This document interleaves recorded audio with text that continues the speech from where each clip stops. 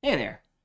When you, why am I having a hard time with this one? When you, When you, so guys, when you, when that's it you, for the broadcast today. exactly. Thanks for coming.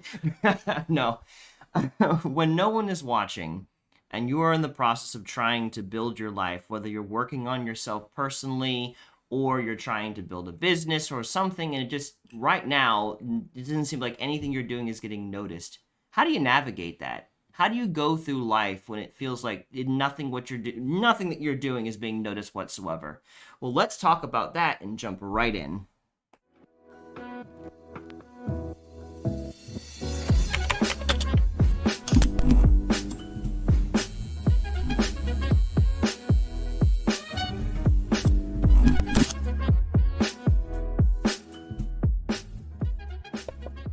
Well, welcome to thoughtraid, a show where we take on thoughts and find better ways of thinking about them.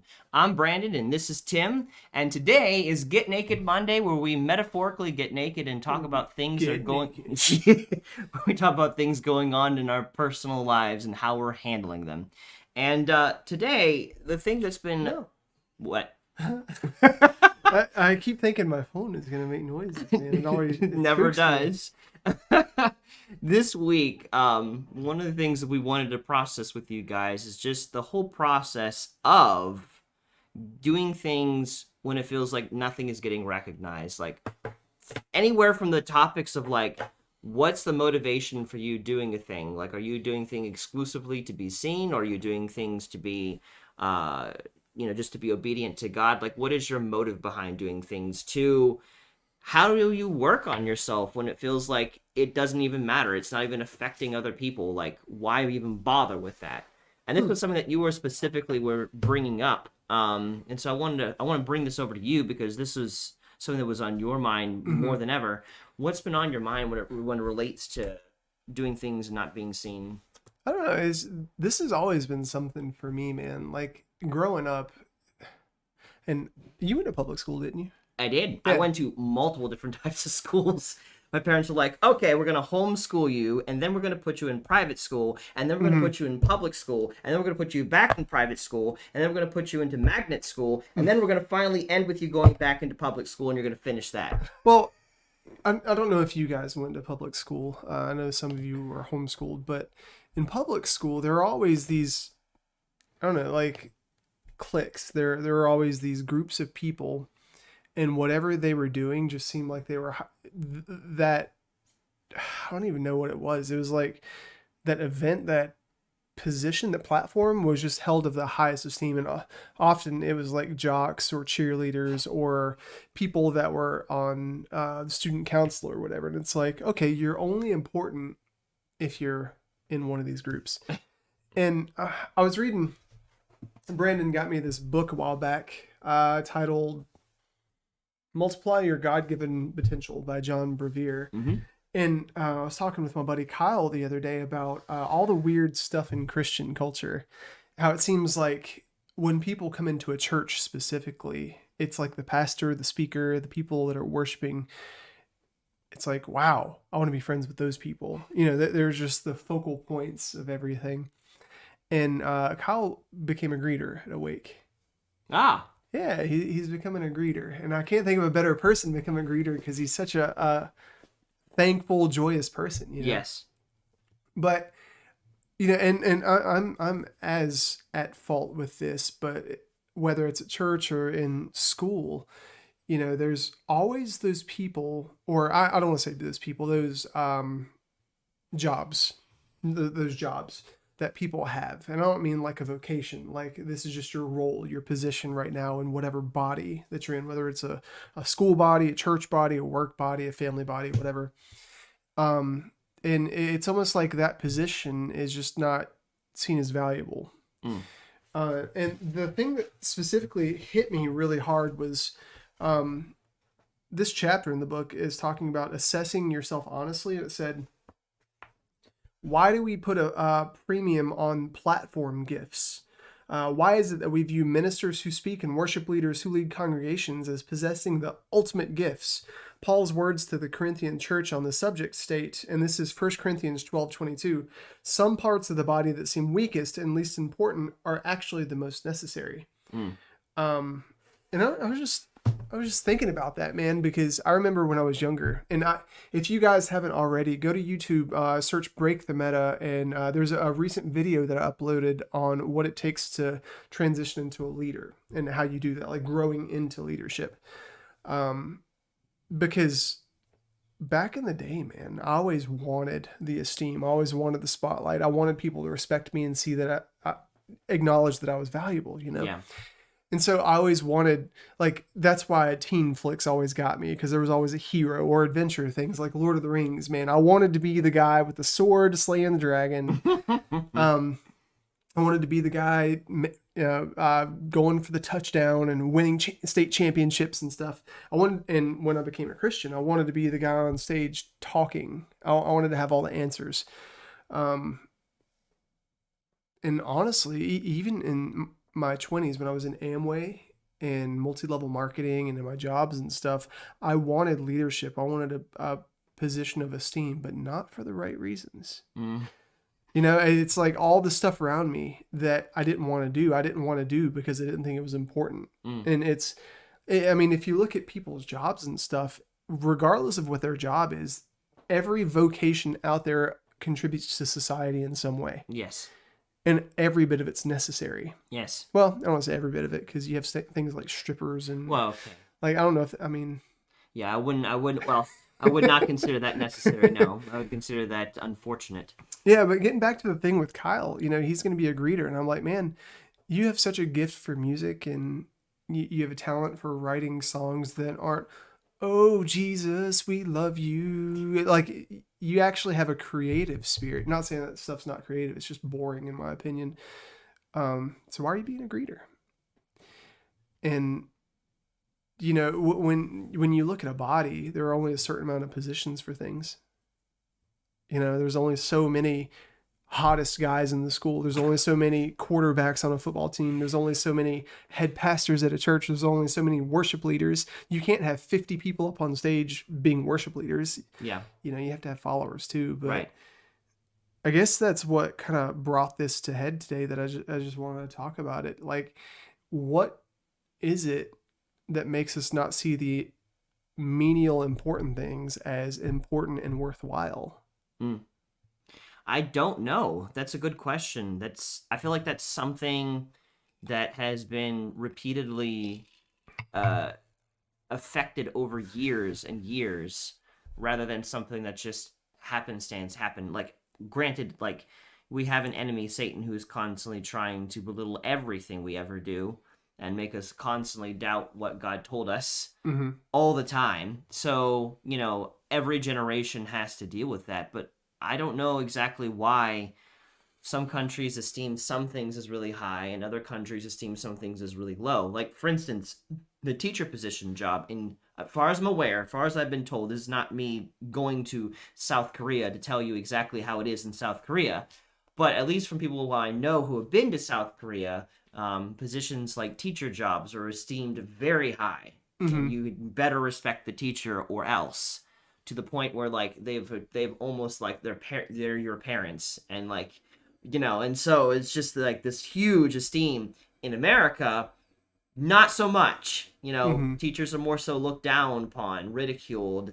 They don't make a lot of money. No, at all, they don't. And their job is super stressful. Exactly. Yes, you can ask our friend Philip. He'll probably be able to tell you about that. But. And a lot of people in America probably don't go into teaching for the money, honestly, probably. They can't, because it's not like you're going to get much out of it. So I don't know why some things are esteemed very highly and other things are just going completely under the radar. Why are janitors going under the radar? Why are grave diggers going underneath the radar? Did you feel that way, though? Like, growing up and even in your adult life, did you ever feel like, okay, I want to aspire to become that just because it seems like what everybody expects that I should want, because it's the pinnacle of this body, or, you know, there's all this fame and there's all this, like, association of prosperity associated with this position or role or vocation or whatever. Like, I should want that, and I do want that just because. Because, like, he said, Bevere said something really interesting in this. He said, let's see, where's it at? Talking about a person in particular, it said, his gifts seem less valuable than a platform gift, and with our established church culture, it's non-verbally communicated this way. Because this one person, they were gifted to do something that wasn't worship or public speaking. What's been the typical underlying message in the church? Those on the platform are the chosen ones who really have a calling on their life. And it says, think about it. If someone says he or she has a calling on his or her life, everyone immediately assumes it's the call of a pastor, worship leader, youth leader, Christian author, missionary, and so forth. Upon hearing the statement, very few would think he's called to the medical field and is discovering new ways to cure cancer, or she's in government establishing laws to support and protect the advancement of the kingdom, or he's in education, which you were talking about, seeding the young minds with the knowledge and wisdom of God. And it's like, Seth Wingate, if you're watching, like, I think about this all the time. Seth, we were just talking about the stuff that God's doing in our lives and like the call of God on our lives and stuff. And Seth said, what if God's call in my life was to influence one specific person and that's it? Would I still engage my daily routine activity with the same amount of gusto, or would it be like, it's just one person? Like, do you look at your situation and what you're doing in life and think, man, people don't see the value in what I'm doing. Is this actually worth doing? Or do you see it and it's like, okay, well, somebody's got to do this job, so I'm going to do it well with everything I've got. I mean, it probably is in the beginning very tempting just to like, Mm-hmm. what a calling. I get to deal with one person. But I think as you get closer to God and his heart, it becomes a lot easier, honestly, to view the value of that one singular person and to understand that Jesus would have died simply for one person, which would have been you. Mm-hmm. So he understands very clearly the value of one person. But I think for a lot of people, it would be very hard in the beginning if God were to say, you're going to deal with one person and one person only for the entirety of your life. Mm-hmm. And that is the one and only thing I'm going to be judging you on, is how you handle this one particular person. Guys, my office here is upstairs in our house, and there's a bathroom right over here. And the other day I was pooping. And here, I know this is a weird thought for a lot of you, but I was just sitting there and like, it's one of those things where it's like, oh, this is horrible and awesome at the same time. It was one of those. But then I was just like talking to God about it, because I talk to God about everything that I do like that. And then I flushed the toilet and down it goes. I didn't have to think about it. And, I was just thinking about being thankful, because if you read stuff that the Apostle Paul wrote, he said, I'm thankful for when I have a lot and when I have little. Yes. Like, he has the same level of thanks. And that's when he says he can do all things through Christ who strengthens him. That's the context. Yeah. And I was just thinking about that. And I'm like, I'm so thankful that I live in a country where I don't have to like, oh, my stomach hurts. Oh, I feel sick. Oh, and then you make a mess and then you have to do something about it. Like, we live in a country where we have a lot of freedoms and we take it for granted. You just hit the button and stuff goes away. That's because everybody's working in society. But we have a friend, David Huffstetler, who works in waste management.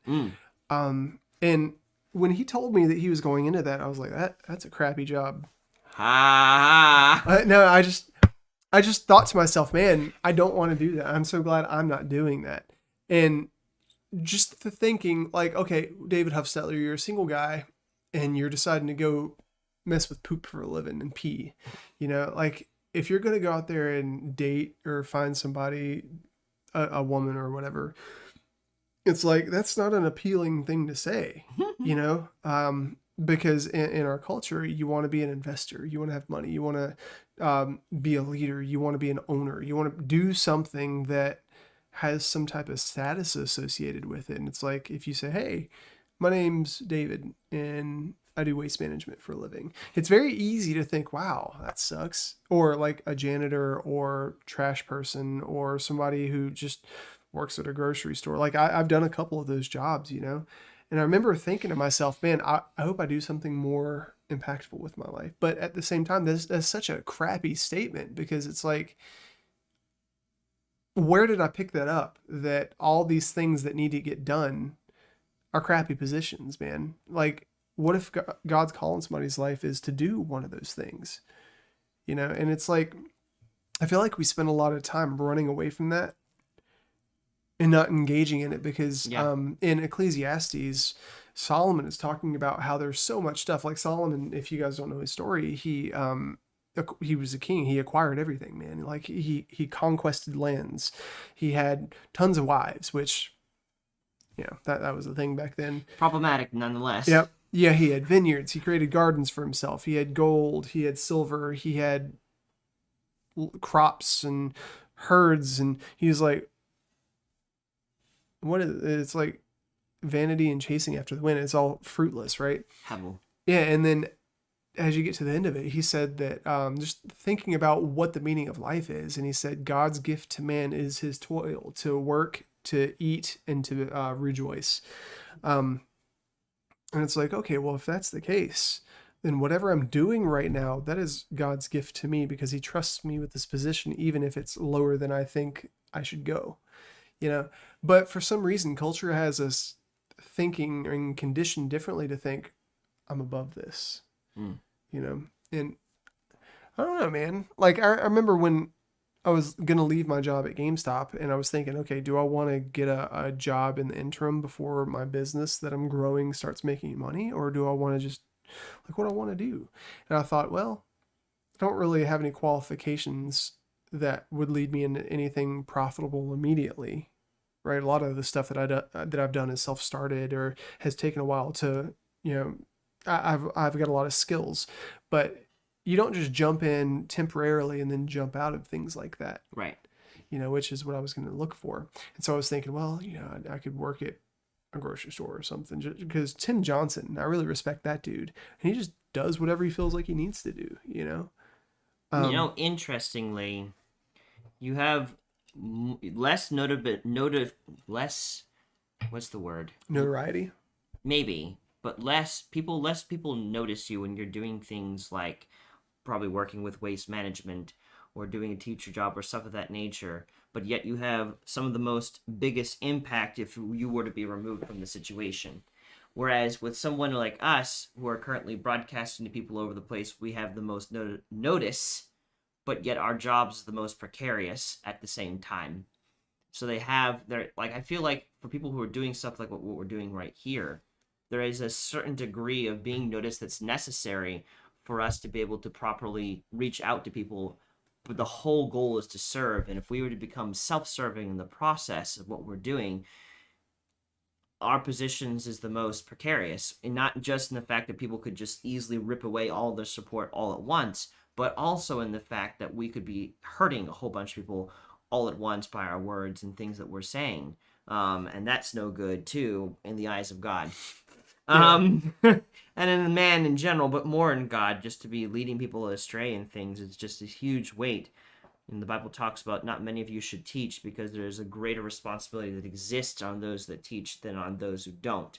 But our job, what we're doing, even though we're seen more, is not any more significant than the person who is taking care of waste management, because the minute we no longer have plumbing and places for a waste to go, it's gonna suck, and there's gonna be diseases and there's gonna be problems. It's not gonna be good. It's like when we used to play SimCity. Remember, like all the fun stuff that you'd want to put in your city are like residential areas and parks and baseball fields. And then I was like, okay, well, where do I put this waste management thing? But if I didn't have a waste management facility, it would contaminate everything around it. It's right. Like, well, just thinking about how we're all part of a body, and Bevere uses the analogy like, okay, well, what if your thumb wakes up one day and says, you know what, mouth, I'm sick of you. I'm going to be a mouth today because I'm sick of being a thumb. And it's like, well, thumb, you can't really produce a lot of music aside from this, or like you can't communicate outside of sign language. You're not equipped to do the things that the mouth is. And likewise, the mouth can't do things that the thumb was meant to do. Right. And it's like we spend a lot of our time aspiring to do things that we're not gifted in. And he talks specifically about how sometimes we try to step into a role before it's the right time as well. So it might be the right role, but the wrong timing. And then we just waste so much time because it's like, well, you're equipped but not yet, or you're not equipped for this. Why do you keep trying to do this? Like, I was not equipped. Well, I guess I could have been a jock because I was, I don't know, I didn't have the discipline to do sports in You high could say school. the discipline would be a gift. Yeah. Because, there are some people in our lives that have discipline out the wazoo, such as Philip has discipline out the wazoo. Mm-hmm. Like, Yeah. so much so that he's trying to teach everyone in self-discipline, in general ways of eating healthier or living a more active life and stuff, which is great because self-discipline is a part of the fruits of the spirit. But uh, everyone has one that they're probably more multiple ones that they're naturally more better gifted at. Not to say you don't want to work on self-discipline or More things better. more better. More better. Thank you. Better.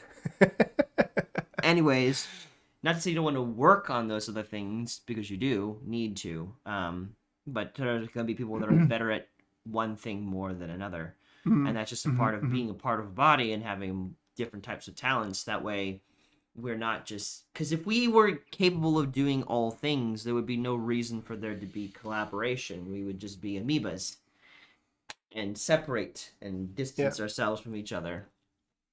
What?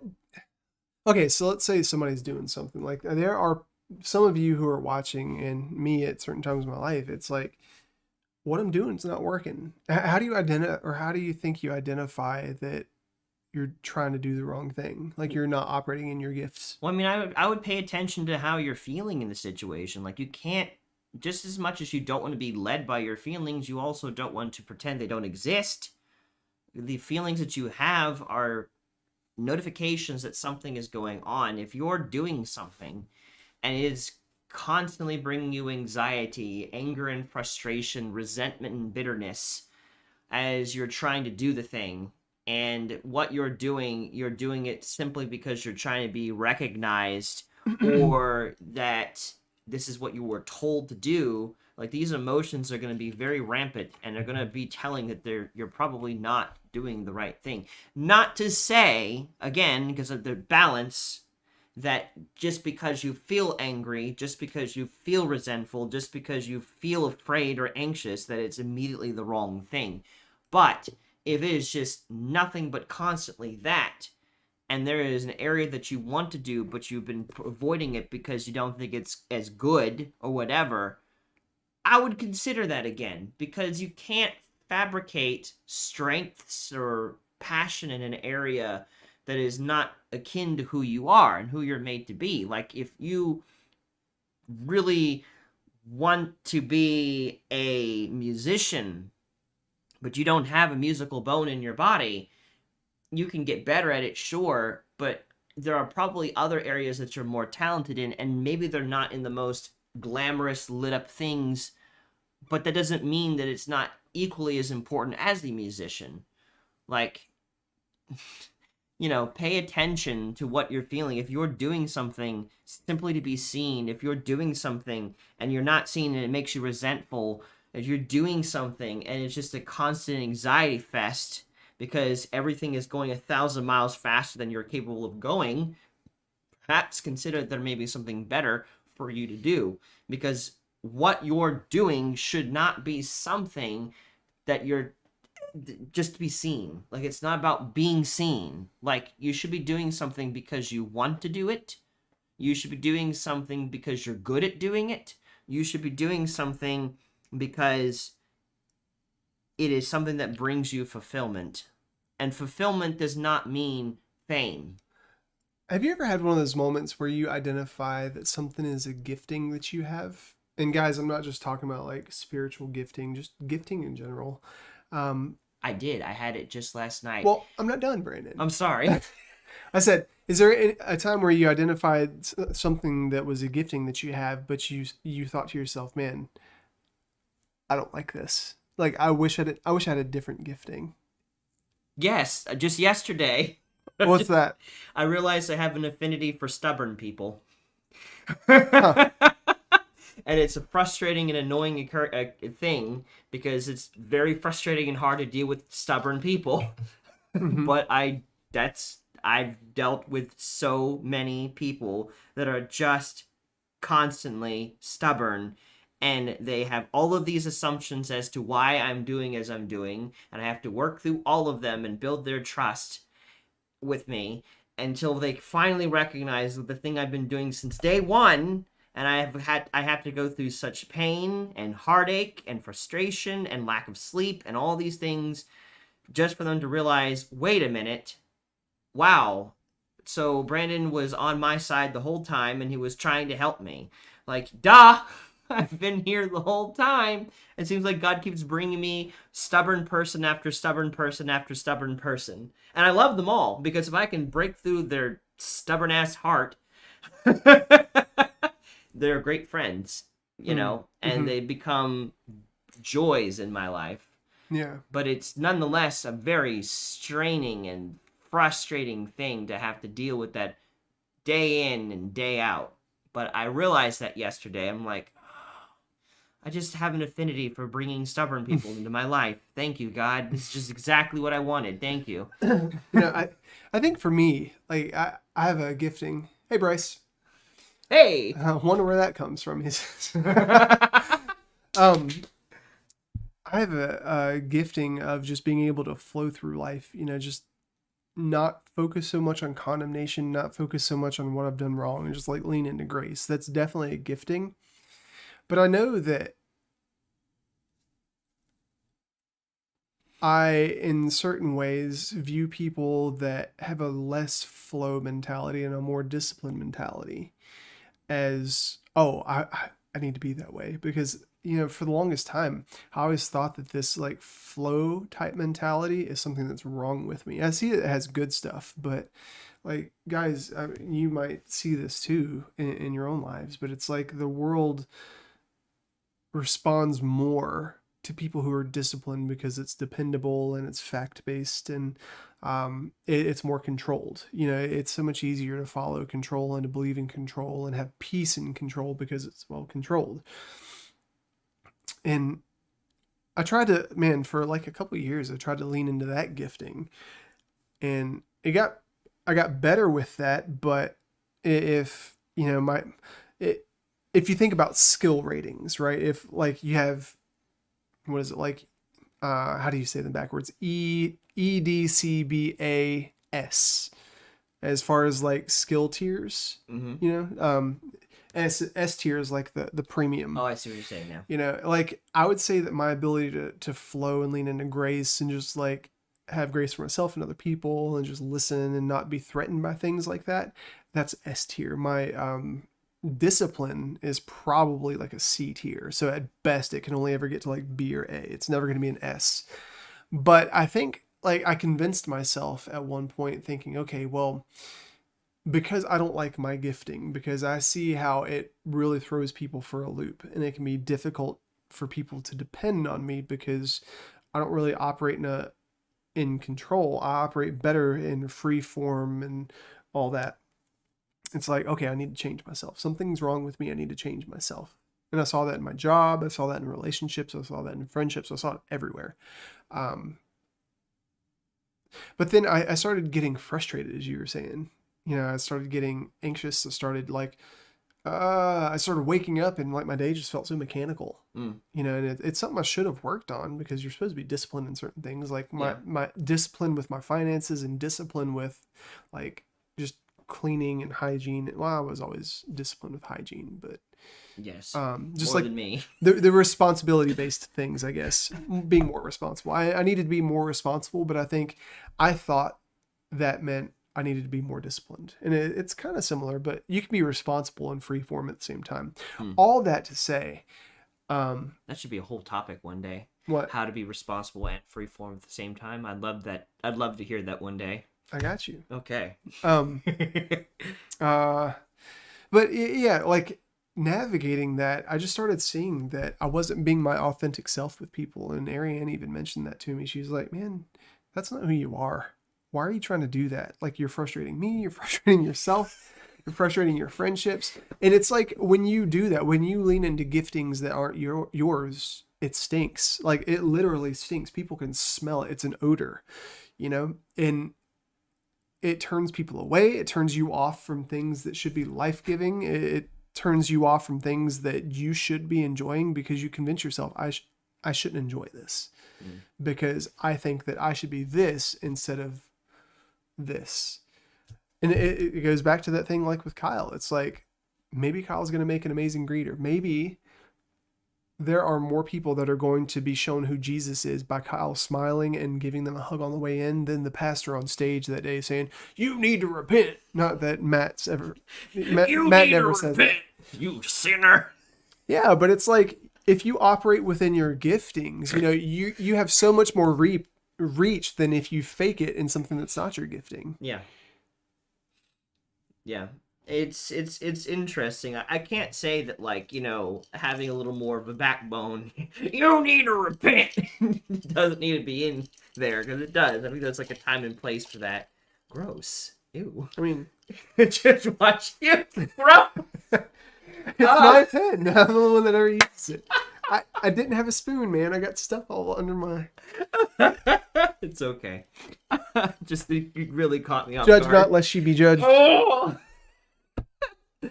But at the same time, I guess that's the important part of having God in your life and being in constant communication with him, because he can help you figure out that balance for your personal life and how you are to balance that. Because to say that we shouldn't go out there and, let people know that what they're doing is causing them harm and society harm around them, like, no, there needs to be a point to that.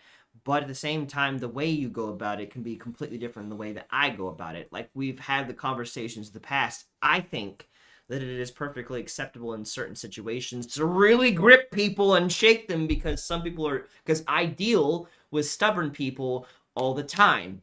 And if I'm just, oh, please stop, don't do that, they're not going to get it. They're stubborn. They're a brick wall. They don't want to listen. And the only way to do that is to get a cannon and fire it at their walls. I don't know. I disagree with that completely. I think if somebody doesn't want to listen, you just let them eat their consequences until they want to listen. Yeah, but that's the thing. That's the interesting thing about such stubborn people, or at least the stubborn people that I've worked with, is that they do want to grow.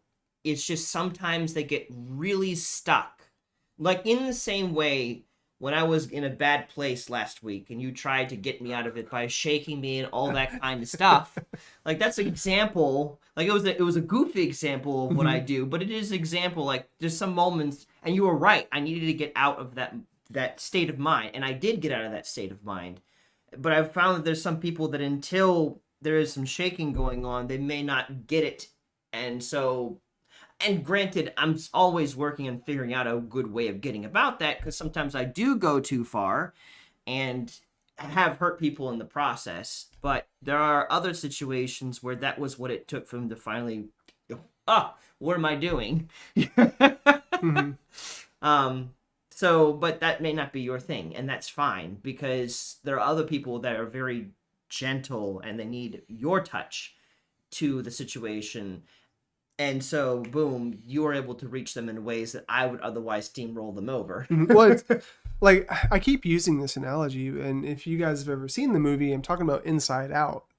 Like, I just think it's such a great teaching moment when, and if you guys don't know, the story is basically there's all these emotions in the girl's head, and all the emotions cause her to do different things. There's one called joy, which is trying to take over.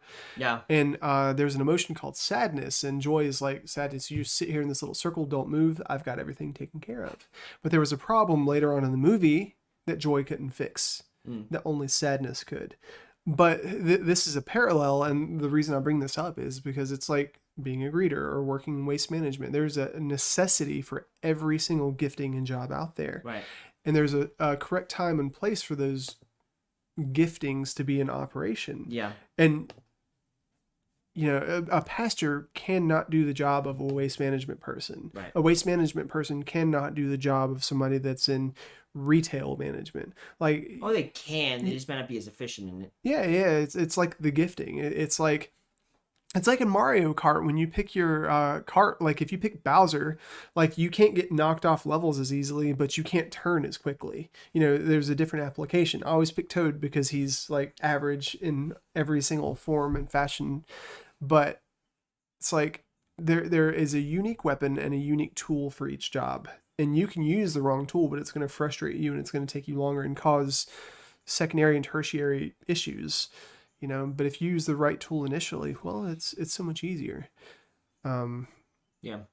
But I think you definitely need to stop qualifying yourself based off of how seen you are, because that's where people get in trouble. You know, if you are only going to do something because you're going to be seen for doing it, then you're only going to end up stepping on people in the long term if that is your sole motive.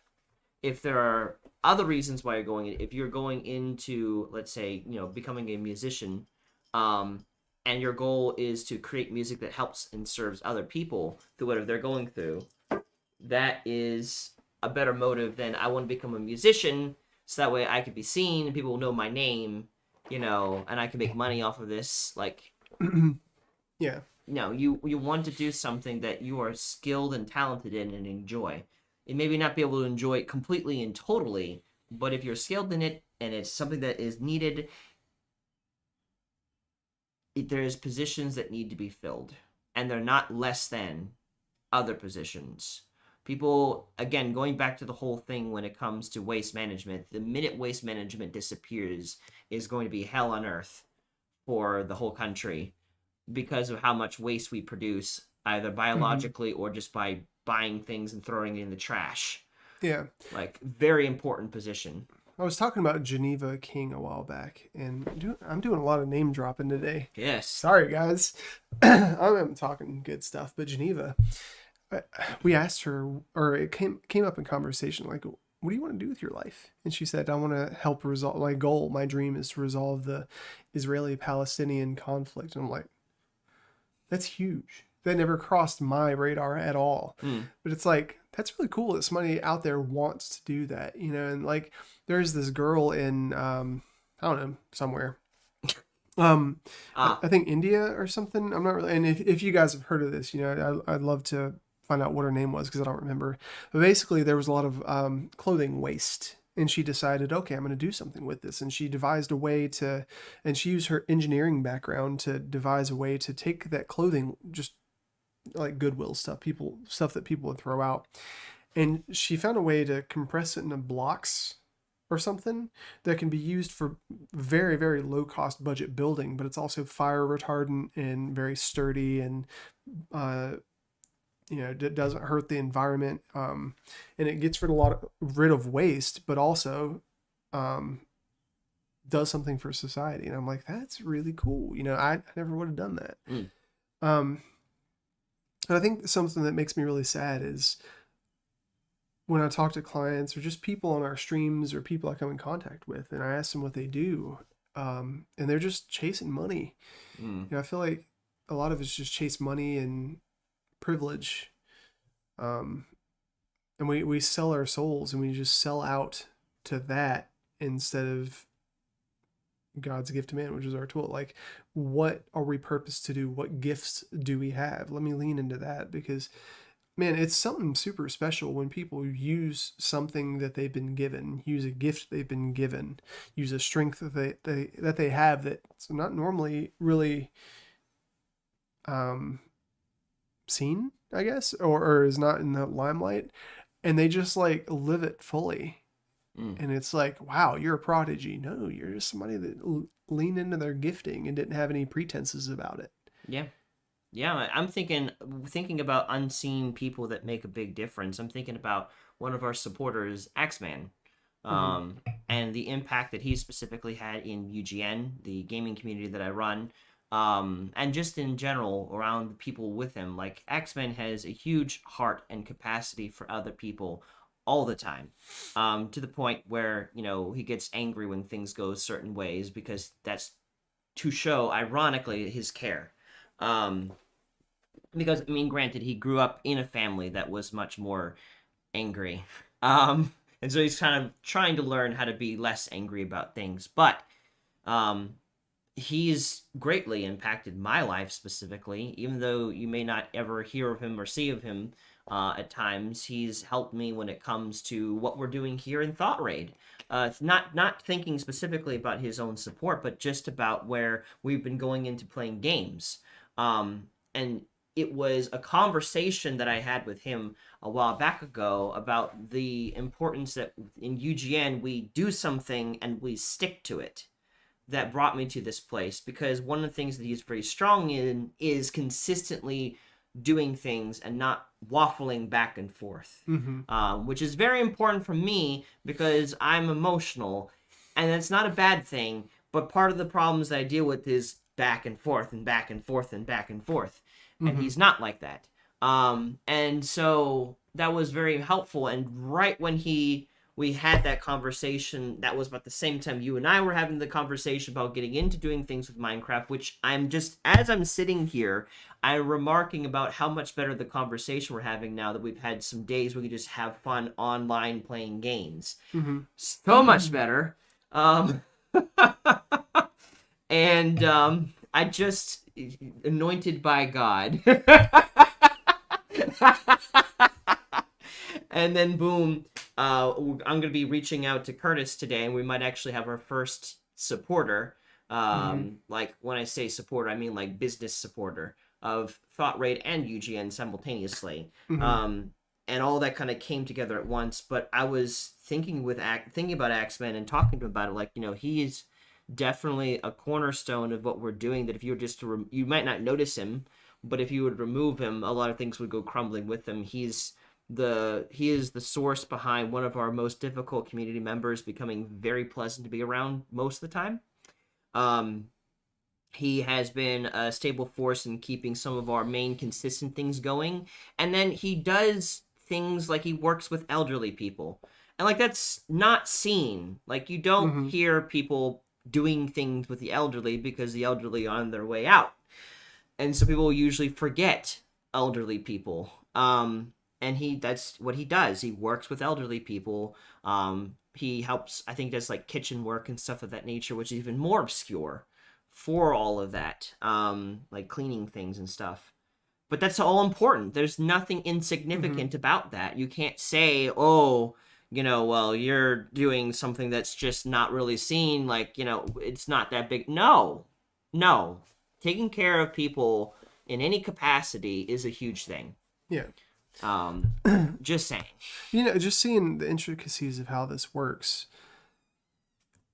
We were talking about Awake Church the other day and how there's different hierarchies and how, like, everybody has a place in a business. I'm going to call it a business because it is a business, essentially. It's a working body. The body of Christ is a working business. Like, there's function, there's human resources, there's relation, there's all that. But in our thing, it's like, one of your giftings is being stubborn. Mine? Yeah, I really, like, you're very tenacious about things, and you're stubborn about this in ways that kind of frustrate me sometimes, but just because it's not my normal go-to, and my gifting is just the whole freeform, explorative discovery. Let's try new things, and then you have Axeman, he does his thing. And then Mike, if you're watching, thank you so much for the help recently. Mike helped me out as a mod on Minecraft. There were some frustrating things that were happening. He's another pillar. Yeah, but that's the thing. Like, all these different giftings come in place. It's like, if I didn't lean into my gifting of saying, hey, Brandon, let's try something new. Or, hey, Brandon, let's do this. Like, I really felt like I was feeling anxious and I didn't like the way we were doing things. I was like, let's try something different. And I kind of pushed you in that direction because I felt it strongly. And this is a partnership, And I'm glad you did. Yeah. And because I did that, Mike and Axeman and you were able to come to the table and do your own things and your own giftings. And it's like, I was thinking about what Chelsea said the other day. We did a video about the relationship between intimacy and commitment. And she was talking about how there's a fallacy that there is one person in the world for everybody. And it's like, if that's true, all it takes is one person to choose wrong and it breaks everything. There's multiple ways you could go. And I think it's true with giftings too. It's like, you could go with your S tier gifting, your A tier gifting, your B tier gifting, and you can use it in different ways. And you could use your S tier gifting at the wrong time and in the wrong place and still screw it up, Um, but I think that's why it's so important to remove your whole process. Like one thing that I do with my clients is just ask them questions like, apart from culture, what do you believe? Apart from culture, what do you feel? Apart from culture and what people are telling you, all the people that are reinforcing negative thought process and negative validation, negative identity and all that stuff. Apart from all that, just rip it all out. Let's take this house, let's gut it completely and rebuild from the ground up. What do you believe about yourself? You know, that's where you have to start with all this. Just rip all that stuff out, man. All the stuff you've been taught, all the things you feel, believe, the things that are being imposed upon you, especially circumstances. Like a lot of people say, oh, I can't live in my giftings because of my circumstances. Well, your circumstances are always going to make your decisions for you then. Yeah. Mm-hmm. You know, and it's until you lean in, there's always going to be the first 40% of leaning into it that's going to suck, or it's going to feel like it sucks. Yes. That's what we're experiencing right now as we're getting things started. There's that sucky part of getting things started, but I wouldn't trade it for the world. Yeah, well, I mean, it's a biblical principle too. The Bible says that Jesus, well, especially if you have a relationship with Jesus, he cuts away all the branches that don't produce fruit, and the ones that do, he prunes them back so that they can grow even more. But that's crazy to think. It's like, okay, I have a good gifting, but it needs to be pruned so it can bear even more fruit, which means I need to rein it in and hone it. And I can't just think, okay, well, freaking awesome as I am, I don't need to be teachable. I don't need to grow this. No, you absolutely do. But that's why it requires being humble and assessing yourself, Yeah, it makes me think again about the analogy that I don't know if Dr. Henry Cloud came up with this or if he just had a conversation with a botanist. I think that's what it came out of. But he was talking about a rose bush and to get how you get your favorite rose bush together. And he was relating that to like relationships and things going on in your life. And so you've got your healthy rose and you've got your sickly rose and you have your dead rose. And so you want to do some pruning. So you start with the dead stuff. You cut that off, obviously. And then when it comes to the sickly stuff, you want to see if you can make it better. So you do what you can, make it better, give it some time. And if it gets better, great. You save the rose. If it doesn't, prune. Mm-hmm. And then you have your good roses, and it doesn't mean that just because you have good roses you don't do anything with them. You still have to prune good roses because the plant itself can only support so many roses. So you want to prune off the good things that don't add to the way you want your bush to look. And so those ones you also have to cut off, so that way only the best of the best roses are there, and the rose bush is able to sustain them all. Yeah, I think we just live in a society and we've developed this conditioning where we think, okay, you're moving forward, you're always moving forward, you always have to be building, acquiring.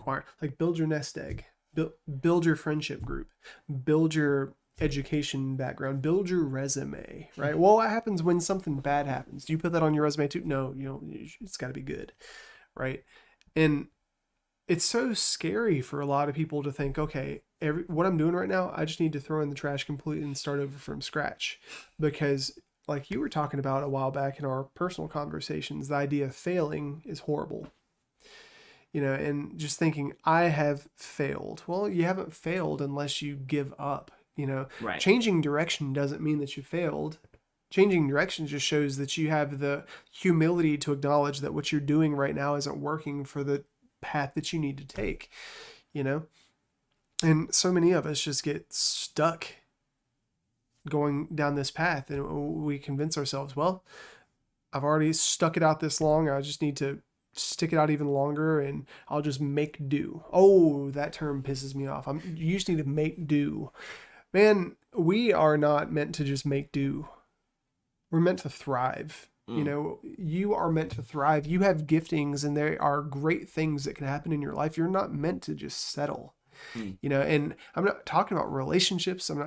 Because every relationship can be awesome if you impose the correct boundaries and engage in the correct forms of healthy confrontation. But that, once again, that's not making do. That takes effort, that takes risk, that takes bravery and courage. Yeah. But if you're not walking in your giftings, man, you just have to have the humility to say, well, okay, I need to reassess myself. One of the biggest problems that this world in general falls into is this thought that for me to thrive, I have to work against other people in some shape, way, or form. Either I have to completely submit everything I want to do to them entirely and never do anything that I want to do, which is not true. Or I have to like step on people to get to where I need to go, or that in some very extreme cases the world is overpopulated. We must get rid of some people because there's too many people. Like, who are you to decide how big or small this world can be to handle it? But the reality is that this world, as overcrowded as it may seem, and it's not, we all can individually thrive. We can, but it requires us being honest with what we want to do with our lives and shifting our focus away from just wanting to be seen into what is it that we're most skilled and talented and fulfilled through. Yeah. Because that is where the problem lies. If we're going to work together, there's only going to be so many positions open for government, so many positions open for talk shows, so many positions that are open for waste management, for policing, for farming, for computer science, whatever. There's only going to be so many positions, and it may look like there's an overpopulational issue if everyone is trying to be one thing, because there's not going to be a position available for all of us in that same area. But there is positions open for every one of our individual desires and wants, and in the right timing as well. Because one thing I thought about too, timing thing. The reason why this is happening now and not sooner is because, in my mind, I feel like this is something that kind of, I don't know if this is exactly the case, but I kind of feel like this is something that God has shown me. It's like, God wants everyone to prosper in their own time. I think there's a scripture verse that says that everything is beautiful in its own time. God makes everything beautiful in its own time. Yes. And so part of that means for me to be doing what I'm doing right now, there could have been other people that should or would be doing what I was doing before. And if I were to come up now, previously, it could have prevented other people from being able to be beautiful in their time. Well, that's what happened with Saul and David. Saul was anointed king over all of Israel, and then he started being disobedient, doing dumb stuff, and God was like, okay, well, I'm going to choose somebody who's going to actually act in the giftings and love me properly and love my people properly. But at the same time, he gave Saul time before that completely ended for him to turn back, and he just repeatedly wouldn't. Yeah. And I feel like God gives people a time, like, here, this position has been made for you, and you for that position.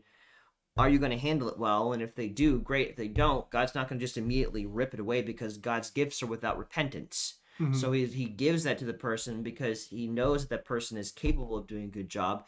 But are you actually going to do a good job in it, or are you just going to be selfish in that? And God's not just going to be vindictive and immediately, well, that's it, you're done. He's going to give them chance and time to do good in that. And so for me, I would have loved to do what we're doing beforehand, but it might not have been the right time, because other people, talk shows have been happening for years, decades. I mean, ever since radios have been a thing, probably. I don't know exactly when the first talk show was, but I'm sure that there was something of that nature back then. And if I were to come before my time, then there might have been an upset to other people having their chance to thrive. And so everything in its own timing, if it's not happening right now, it doesn't mean it's never going to happen. It just might mean that other people, God's trying to bless other people. In the meantime, he's also trying to prepare you for the time when you are ready for the thing that he put on your heart. Hello. Well, guys, this is ThoughtRaid. Thanks for hanging out. Do you think that actually closes it well? Yeah, we're getting on an hour. All right. But, yeah. So I just want to put this out there. If you've really enjoyed this broadcast, we should put 1951. What is that time specifically? I'm curious. Anyways, if you've enjoyed this broadcast, first one. Oh, the first one was 1951. Got it. Thank you. First broadcast. Or first talk show, I'm guessing, or something of that nature. Maybe at least on television. I don't know about on radio, but anyways. Anyways, if you've enjoyed this stream, make sure to like it.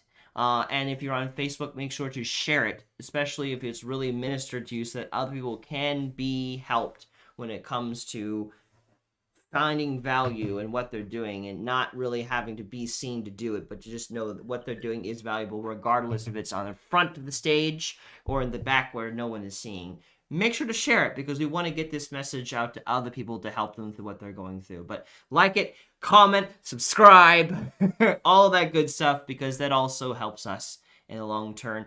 And it's also a way for us to help to know what we're doing is really reaching you guys. Like, our goal is to serve. So if we find that one particular video is really getting a lot of views, then we want to be able to do more of that to help you guys out for what is most interesting to you. Because again, our goal is to serve you guys. Yep. So all that said, thanks for watching. Yes. I'm taking it all the glory from Brandon. Okay. We'll see you Friday, guys. Later. Yes. At 2:30 p.m. That's when we'll be live. I can see far away from where I've been. He says I see a potential. I see a potential in my eyes. I see a potential. I never lost sight of the reason why you're alive. You're alive. You're alive. We sing Jesus. You're alive.